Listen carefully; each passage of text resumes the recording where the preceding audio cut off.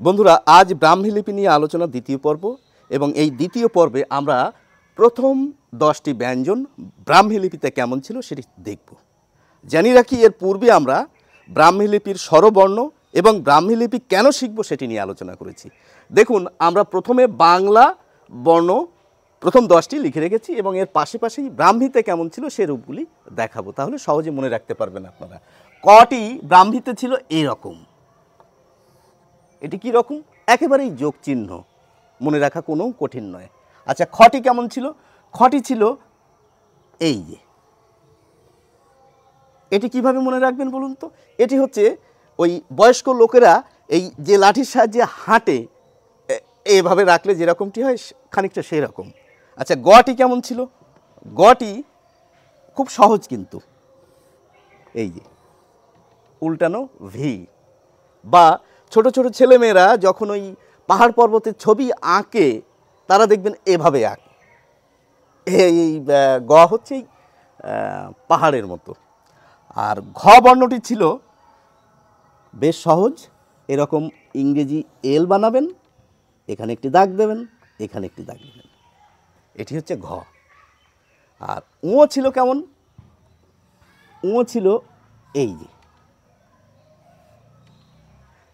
তৃতীয় বন্ধনীর মতো, অথবা বলতে পারেন ইংরেজি সি এর মতো। আচ্ছা, চ বর্ণটি কেমন ছিল ব্রাহ্মীতে? চটি ছিল একটি সোজা দাগ দেবেন, দিয়ে এই পাশে একটি ছোট গোল দেবেন, বলতে পারেন ইংরেজি ছোট হাতের ডি এর মতো। আর ছটি কেমন ছিল? চ আর ছয়ের ভিতর যেরকম মিল রয়েছে আকৃতিতে, সেরকম ব্রাহ্মীতেও খানিকটা মিল ছিল। দেখুন, আগে আপনি চ বানালেন, যেরকম গোলটি এ পাশে রয়েছে এ পাশে আর একটি গোল দিয়ে দেবেন, এটি হয়ে গেল ছ। আচ্ছা, বর্গীয় জ কেমন ছিল? বর্গীয় জটি বেশ মজার। ইংরেজি 3 লিখে তাকে যদি আয়নায় দেখা হয়, মানে আমি বলতে চাইছি মিরর ইমেজে দেখা হয়, তাহলে অনেকটা এইরকম দেখতে লাগবে। অথবা বলতে পারেন বর্গীয় জটি খানিকটা ইংরেজি ই এর মতো। আর ঝটি কেমন ছিল? ঝটি এইরকম ছিল, এই ইংরেজি 4 কে যদি আয়নায় দেখা হয় তাহলে এরকম দেখতে লাগে খানিকটা। আচ্ছা, ইও এই বর্ণটি ছিল এই এইচের মতো এবং এই উপরে একটি দাগ।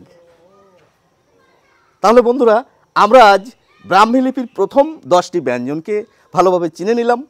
এই যারা এই ব্রাহ্মী লিপি সম্পর্কে আগ্রহী তারা কিন্তু অবশ্যই খাতায় লিখে প্র্যাকটিস করবেন এবং আমাকে কমেন্টস বক্সে আপনাদের লেখাটি অবশ্যই পাঠাবেন। এবং পরবর্তী পর্ব খুব দ্রুত আসছে, পরবর্তীতে আমরা ব্যঞ্জনের পরবর্তীগুলো শিখে নেব। সকলকে অসংখ্য ধন্যবাদ, ভালো থাকবেন।